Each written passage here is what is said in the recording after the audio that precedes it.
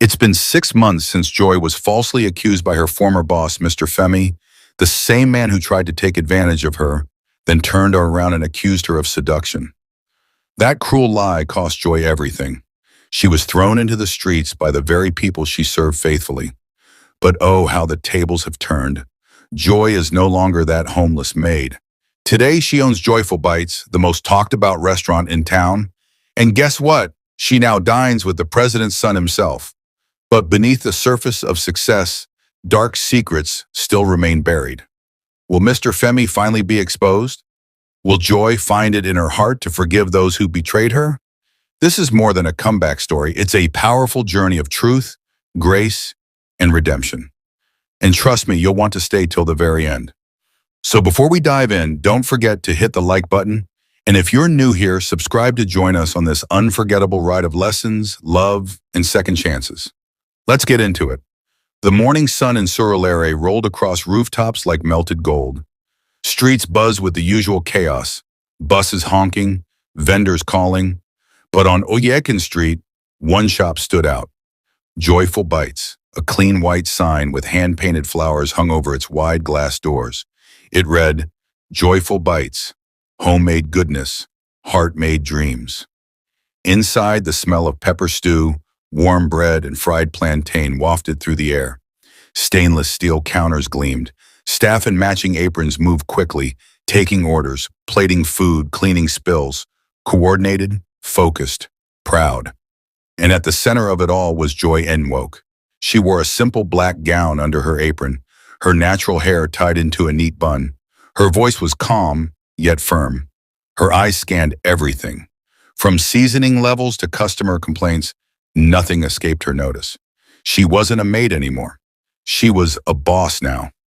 Make sure the okra isn't watery, she said, tasting a spoonful, and reduce the salt in the egusi. It must taste like home, not hospital food. Yes, ma, the cook replied. At just 24, Joy had turned her pain into purpose. What began as a single tray of jollof rice now fed dozens every morning. She had 2 cooks, 1 cashier, and 3 young girls she was training, not just to cook, but to stand tall. From outside, the crowd only grew.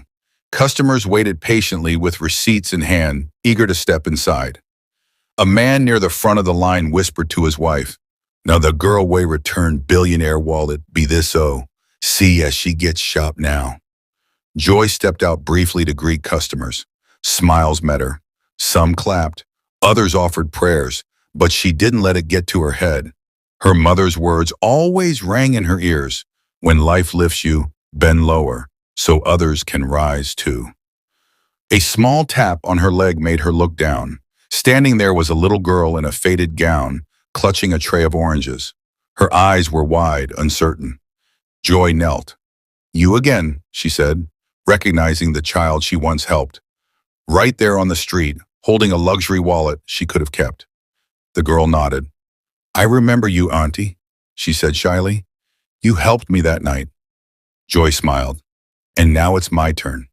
She stood and called one of her servers. Give her rice, beans, and dodo, and pure water. No payment. The girl's eyes widened. Really? You deserve it. And if you come early tomorrow, I'll find something for you to help with. Do you go to school? The girl looked down. Not yet. Joy's heart squeezed. Come tomorrow, she said gently. We'll talk. As the girl walked in, eyes still scanning the clean walls like it was a palace, Joy felt her throat tighten. It was like watching her younger self, hungry, scared, unsure of tomorrow. But now she was someone's answer. Later, inside her small office, Joy sat by the window with her mother. Mom awoke, now healthier, her cheeks fuller from steady meals and rest. She peeled an orange slowly, watching her daughter move between the kitchen and the counter. My daughter, she said softly, you've turned sorrow into sweetness. Joy smiled, but quietly. She wasn't sure what the next chapter held. She was grateful, but not satisfied. And somewhere deep in her chest, something stirred, like life was about to change again. The next morning arrived with a humid breeze and distant thunder clouds gathering over Lagos. Joy was already inside Joyful Bites by 6:30 a.m., reviewing invoices and restocking peppers when she saw her cashier Ada poke her head through the office door. "Auntie Joy, that small girl from yesterday is here," she said. "She's standing near the back gate holding her tray." Joy's pen paused mid-stroke. "Bring her in," she said. A few minutes later, the girl stepped into Joy's office timidly, barefoot, her dress still faded and her tray of oranges nearly empty. She stood there, silent. Joy closed her file, walked over, and pulled out a chair. "Sit, my dear." The girl hesitated, eyes scanning the sparkling tiled floor as though unsure she deserved to touch it. "What's your name?" Joy asked softly. "Amaka," the girl replied. "I'm 9 years old." "Do you live with your parents?" She nodded. "In a bachelor, near the canal. Mama sells tomatoes. Papa pushes wheelbarrow." "Do you go to school?" The girl's face dropped. She looked down. "No, Ma, my younger brother is sick. We don't have money." Joy took a slow breath. She looked at the little girl and saw herself again. Silent, afraid, trying to carry burdens no child should bear. "I want to help," she said gently. "Will you like to go to school?" Amaka's eyes lit up, almost afraid to believe it. "Me? Ami?" "Yes, but not just today or tomorrow. I want to make sure you stay in school until you finish. All the way to secondary school. Even university, if you want." Amaka blinked rapidly. "But my papa—" "We'll talk to him," Joy said. "I want to do it the right way." Later that afternoon, Joy made the drive herself to Amaka's home near the canal. The Badger house was small, wooden planks nailed over rusting zinc sheets with torn curtains for doors. The entire room smelled of kerosene and earth. Amaka's mother, a lean woman with tired eyes and tomato-stained hands, emerged wiping her palms on her wrapper. "Good afternoon, Ma," Joy said politely. "I'm the one your daughter met yesterday." The woman looked alarmed. "She no do anything bad, I beg you. She's a good girl." "No," Joy interrupted quickly. "She didn't do anything wrong. In fact, I want to help her." She explained everything, about enrolling Amaka in a local school, about uniforms, books, shoes, and meals, about transportation, about covering everything.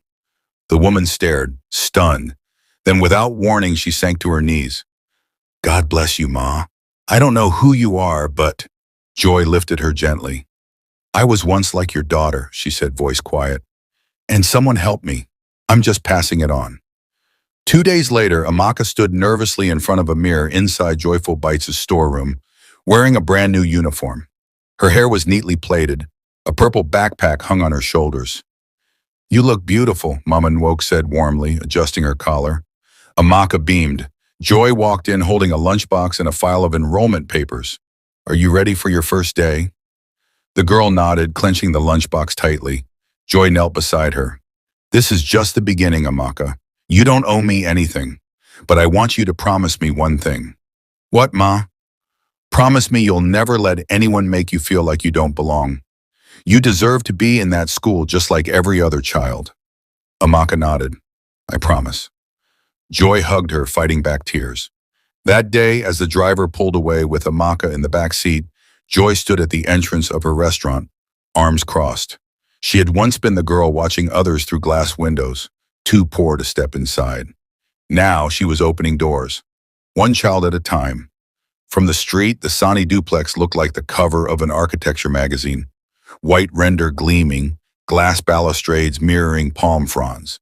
2 German SUVs resting in tandem like obedient guard dogs. But if the walls could speak, they would cough dust. Femi Sanni lounged in the downstairs living room, feet on the tufted ottoman, eyes locked on his phone. Sports betting notifications chimed every few minutes. Tiny electric highs that made him forget the smear of half-dried red stew on his singlet. The 70-inch television replayed last night's Premier League highlights, but Femi wasn't watching. He was calculating odds, chasing losses. Behind him, a polished hallway displayed Agnes's framed MBA certificate and her regional vice president of finance plaque. The mahogany frames glowed under recessed lights, trophies she'd earned with 14-hour workdays, while Femi's own resume had long since crumbled into vague talk of online logistics. Just past noon, the new maid Rose pattered in, holding a feather duster. At 19, she was small-boned, her neat Ankara apron cinched tight around a waist that had begun to thicken in recent weeks, though only she knew why. Her smile was automatic, her eyes were not. Femi's gaze tracked her reflection in the TV glass. "Rose," he said, without looking away from his phone, "the study AC is making noise again. Come check it after you finish here." She nodded too quickly and dusted faster. Every syllable from him felt like a tether fastened around her throat. 2 months earlier, she'd arrived desperate for work. His attention had seemed flattering at first, then inescapable, then terrifying. Now she measured her days in evasions: how to clean silently, how to time the distance between them, how to avoid the word no that could cost her salary and the drugs for her younger brother's asthma back in Benin. The wife who paid every bill. Upstairs, Agnes stood at her dressing mirror, pinning a name tag to her emerald maternity blouse. She was barely into her second trimester, just enough swell to unbalance her heels by day's end, but she still left home before sunrise and returned after dark. She glanced at her reflection, sighed, and smoothed a hand over her abdomen. "We're stable now," she told herself. Femi had convinced her last year that Joy's story was blackmail, a desperate maid protecting her own flirtations. Agnes hated thinking ill of a pregnant woman, but gratitude still tingled in her whenever she remembered kicking Joy out, slamming the gate on chaos. The matter was closed.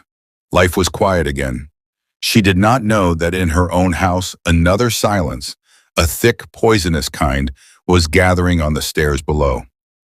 "Madam," Rose called softly from the landing, "I'm going to market after I finish upstairs." "Fine," Agnes answered, adjusting her earrings. "Be quick before the rain." Rose stepped back, hand over her stomach, and exhaled. San at siesta. By 2 p.m., the estate lay in sleepy heat. Generators droned like lazy wasps. Agnes's Toyota reversed out of the driveway, headed to a client lunch. Femi watched the gate close, then tossed his phone aside and sauntered upstairs. He rapped on Rose's bedroom door once and entered without waiting. The curtains were half drawn, dust motes spinning in a shaft of light. Rose stood beside her open wardrobe. The way she hugged a folded wrapper to her chest made her look athletic, ready to bolt. "Lock the door," Femi said. "Sir, I have to—" "Lock it," she obeyed, fingers trembling around the key. He stepped closer, cologne and lager intermingling with her lavender talcum. "Why have you been hiding?" he murmured, palming her waist. "I'm not hiding." His hand slid lower. Rose flinched, then squeezed her eyes shut, seeing behind her lids the faint blue line on last week's pregnancy test. The nurse's whisper, "You're 8 weeks gone." "Sir," she choked, "I need to tell—" A loud clang sounded from the gate outside. Both froze. Footsteps? No, just the neighbor's gardener moving bins. Femi exhaled, annoyed. "You're too jumpy," he muttered, tugging her closer.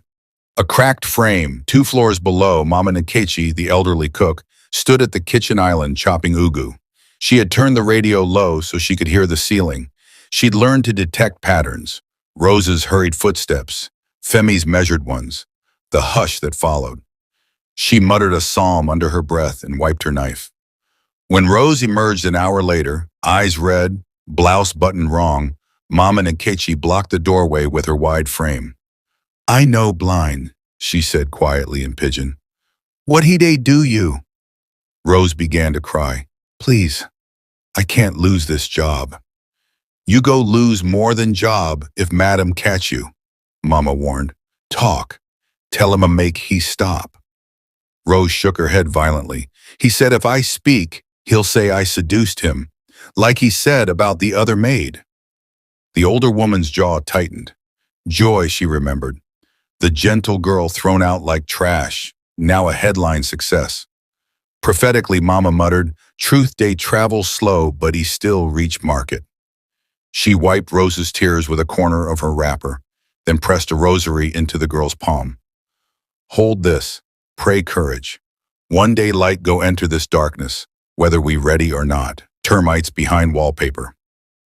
That night, Agnes returned, exhausted, ankles swollen. She kissed Femi's cheek. He smelled freshly showered, innocent. They chatted about baby names while watching a sitcom, laughter cued by studio applause, not by Joy. Above them, Rose lay awake, palms on her belly, whispering to the life fluttering inside. Downstairs, the MBA plaque gleamed, but a hairline crack had formed in the glass. No one noticed. Sin, like termites, kept chewing. It was only a matter of time before the whole facade groaned and split.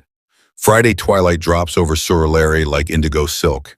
Fairy lights blink to life around the patio of joyful bites, looping through jasmine vines that have crept up the bamboo trellis. Most evenings the cafe bustles. Tonight a pre-rain hush settles, as if the sky itself wants to listen. Through the side gate slips Chiki Odanaka. Baseball cap, low, plain t-shirt, no security detail. Lagos would riot for a selfie if it realized the president's only son was here. But Chiki has perfected the art of invisibility.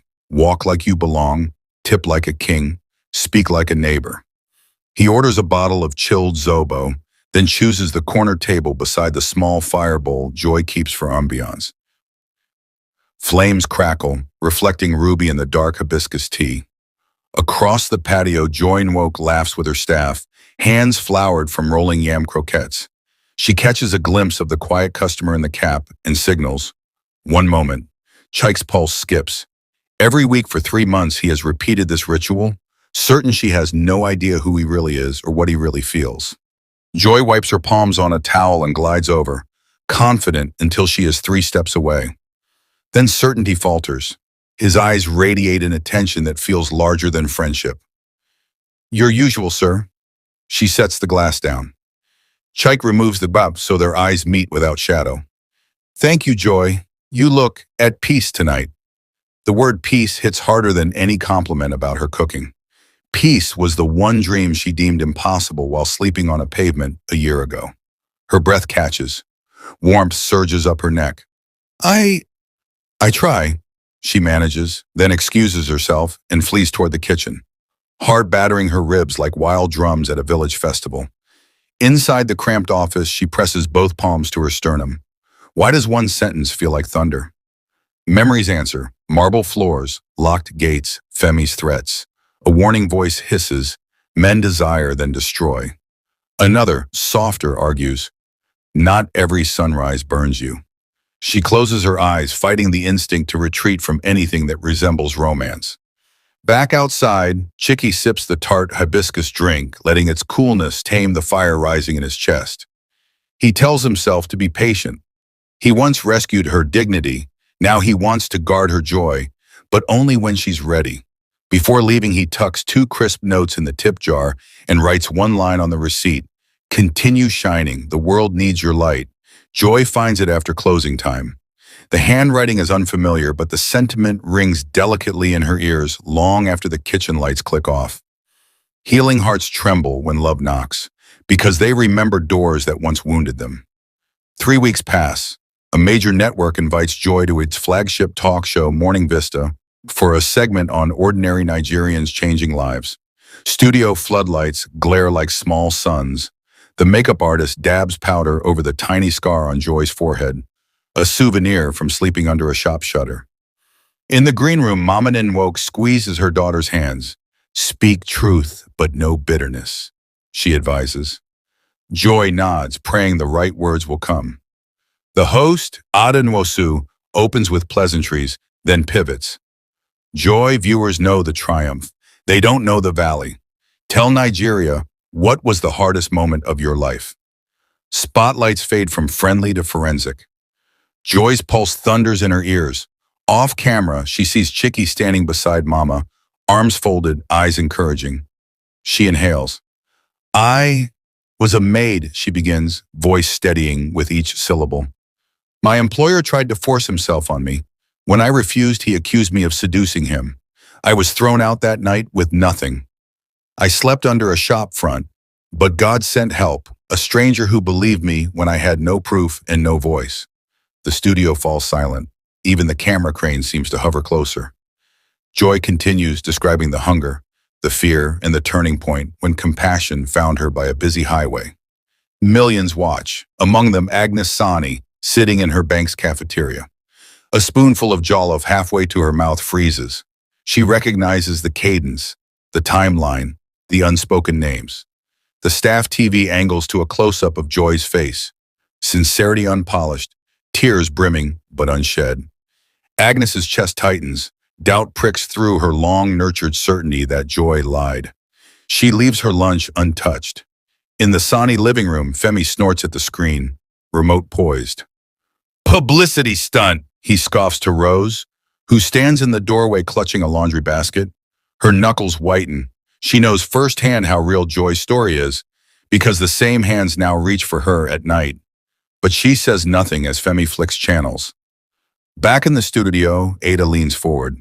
If you could speak to that employer now, what would you say? Joy exhales slowly. I would say, truth is patient. It will surface one day, maybe in a boardroom, maybe on national TV. And when it does, I pray you find the courage to change. The audience erupts in applause. Joy's shoulders sag with a mixture of relief and exhaustion. In the wings, Chick's admiration deepens into something weightier. Mama Nwoke wipes a tear and whispers, your voice is your victory. Across Lagos, echoes ripple, in lunchrooms, buses, and parlors. Some dismiss them, others, like Agnes, cannot shake them off.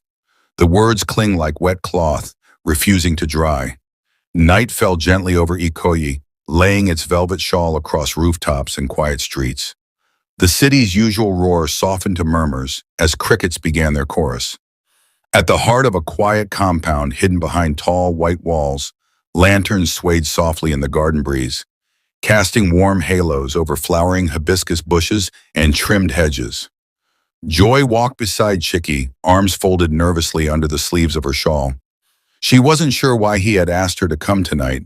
He had simply called and said, come, I want to show you something. The garden path glistened from a recent drizzle. Every petal, every leaf, seemed dusted with gold beneath the hanging lights. Do you come out here often? She asked softly. Chike smiled. Only when I want to breathe. They turned a corner and reached the koi pond, circular, serene, with lily pads gently rocking under the breeze. Orange and white fish moved slowly beneath the water's glassy surface, like living strokes of a painter's brush. Joy gazed into the pond and saw her reflection alongside his. She blinked. It's beautiful, she whispered. You are, Chike said, voice low. Joy turned sharply, startled by the intimacy in his tone. Chike took a breath. Joy, do you remember that day on the expressway? You were on the ground, holding your bag like it was the last thing tying you to the world. I had no idea who you were. I just knew I had to stop. Joy looked away. I remember. I thought I was saving you, he continued, but it turns out you were saving Moa. Joy met his eyes, confused. I've been in boardrooms, conferences, presidential halls, but you, his voice cracked, you taught me something none of those places could. How to survive with grace. You turned pain into purpose, ashes into bread, and suffering into service. She swallowed, overwhelmed. I gave you a seed, Joy, but you planted orchards. He reached into his pocket, slowly, carefully, then knelt on one knee beside the koi pond. The lanterns above flickered slightly, as if holding their breath. Joy gasped. Chick! He opened a small black velvet box. Inside sat a diamond ring, simple but radiant. The stone caught a lantern's glow and broke it into sparks. I love you, Joy Nwoke, he said, his voice steady but thick with emotion. Not because of what you've served, but because of who you've become. Will you marry me? Joy couldn't move. Every voice embodied her roared. You're just a girl they once dragged out of a house like a thief. You're not good enough. You don't belong in his world. But then came a whisper, so small yet so certain. The wilderness is over, daughter. You are worthy of joy. Tears slipped down her cheeks. Yes, she said, nodding slowly. Then louder, choking, trembling, radiant. Yes, yes. From the veranda, Madame Ia, who had been watching in silence with both hands clasped to her chest, let out a squeal and began clapping, then dancing, then shouting. She ran inside, nearly knocking over a tray, yelling, Mama Nwoke, come and hear something sweet. Somewhere inside the house, Mama Nwoke's voice rang back. Ah, hallelujah, my God has done it. Joy laughed through her tears as Chicky stood and slipped the ring onto her finger. Their hands trembled, but the connection was steady, warm, certain. Around them, the garden seemed to hold its breath. The koi in the pond circled slowly, like witnesses to a sacred moment. And above, the hibiscus lanterns swayed gently, casting their golden light on a love born not out of perfection, but healing. In that moment, the girl who once begged for a second chance was no longer the beggar. She was the answer. The sun over Ikeja was a white-hot coin when Agnes Sanni barked at her chauffeur to swing back home. A client had just texted, signature page missing. 10 minutes, she assured her colleagues. She didn't plan to stay. Inside the duplex, air conditioning murmured like a sedated beast. Everything else lay in midday hush. Agnes's kitten heels clicked down the hallway of family portraits. Her MBA, her vice president plaque, her wedding photo with Femi framed in ivory. She glanced at the picture, then at the slight rise below her emerald blouse. A fragile smile touched her lips. The baby had kicked for the first time that morning. Upstairs, a muffled argument pricked her ears. She frowned. The children were at school. The cook had Fridays off. She followed the sound to the master bedroom and nudged the door. What she saw welded her to the threshold. Femi loomed over Rose, their 19-year-old maid. Rose's eyes were swollen. Both hands clutched a laboratory envelope to her chest. "I said abort it," Femi hissed. "I can't," Rose cried, tears cutting channels through foundation she had worn to hide exhaustion. "It's my child." Agnes's pulse cannoned in her veins. "What child?" Femi spun, face blanched. Rose staggered back, horror widening her pupils. A silence loud as thunder. Agnes stepped closer, each footfall deliberate, heels tapping over porcelain tiles like a judge's gavel. "Rose," she whispered, "give me the paper." Rose's fingers shook as she passed the crumpled envelope. Agnes flattened it against her palm. One bold line glared back. "Pregnant, 9 weeks, partner. Name, if provided, Mr. Femi D. Sanni." Her vision blurred. Reflexively, she pressed a hand to her own belly, barely 12 weeks along. 2 heartbeats, 2 mothers, 1 man. Femi tried a crooked smile. "Agnes, it's not what—" "Not what?" Her voice sounded foreign, scraped across gravel. "You told me Joy seduced you. You swore you would never touch another maid." Rose sniffled, whispering, "Madam, I'm sorry. He said if I refuse, he'll send me away like Joy." Femi's mask cracked. "Shut up! You wanted comfort. I gave it." Agnes flinched as if slapped. Memories surged, the night she called Joy a liar, the gate slamming, Joy's suitcase skidding across asphalt. Compassion twisted into nausea. A vein pulsed in her temple. "Pack your things," she told Rose softly. "You leave tonight." Rose's knees buckled. "Madam, where will I go?" "Anywhere but here." Agnes's tone was ice, but her eyes brimmed. Femi lunged. "I won't have scandal. Rose will abort. We'll pay her off." Agnes's gaze speared him. "You'll do nothing. Guards!" 2 uniformed men hurried up. They took in the tableau, Rose sobbing, Agnes trembling, Femi livid, and waited. "Escort Mr. Sanni to a hotel," Agnes ordered quietly. "Give Miss Rose an hour to pack, then find her a cab and 2 months' salary. Any media here gets no comment until I instruct." Femi barked, "You can't throw me out of my own house." Agnes met him nose to nose. "The mortgage you boast about, I pay it. The cars, the staff, the school fees, I pay. And the child you just told her to erase?" She placed his palm against her small bump. "This one lives, with or without you." Femi's hand jerked away as if from flame. He burst into frantic pleas, love, confusion, drunken mistake. Agnes turned, pointing to the hall. The guards closed in. A neighbor's dog barked outside, sensing turmoil. Rose reached for Agnes's sleeve. "Madam, forgive me." Agnes's face softened. "You owed me nothing, child. Go pack, quickly." 30 minutes later, the iron gate screeched. Paparazzi from a gossip blog, likely tipped by a house staff whisper, snapped photos. Femi in rumpled slacks carrying a duffel. Rose shielding her face with a plastic bag. Flashbulbs lit like summer lightning. Femi swore. Rose wept. Guards ushered them into separate vehicles, engines growling into traffic. On the balcony, Agnes gripped the rail. Her world, marriage, status, carefully curated poise, felt like glass imploding in slow motion. She stepped inside, feet heavy. The marble staircase blurred through tears. She collapsed onto the middle step, head in hands. Memories stormed. Joy's face the night she screamed innocence.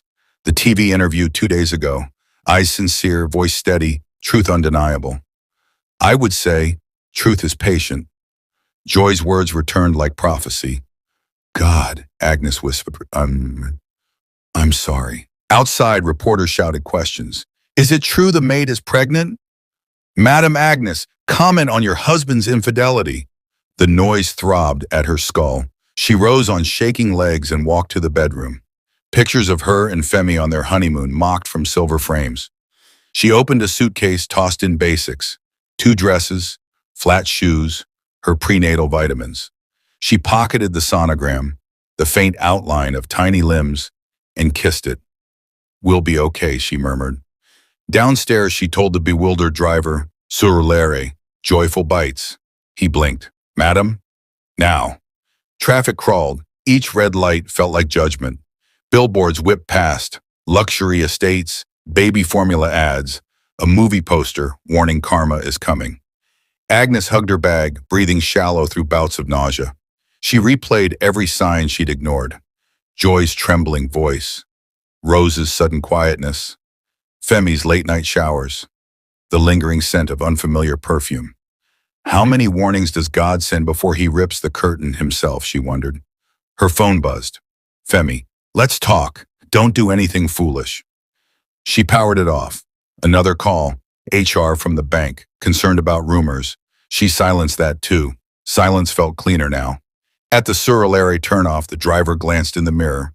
Agnes's mascara had streaked, but her eyes were dry, wide, determined. Madam, are you sure? Agnes inhaled. Yes, I have someone to apologize to. Joyful bites in sight. The restaurant's neon sign glowed even under afternoon sun. A queue snaked outside, patrons fanning themselves with receipts. Agnes's heart pounded as the car halted. She stepped out, ignoring murmurs. Some recognized the bank VP from TV segments. None knew why she looked like a storm-battered tree. Inside, the aroma of jollof and suya greeted her like a memory of simpler days. Staff bustled. Agnes spotted Joy in the open kitchen, laughing with a trainee, unaware. For a moment, Agnes couldn't move. Then she slipped off her heels, too loud, too proud, and walked barefoot toward the counter. One sentence echoed louder than the crowd.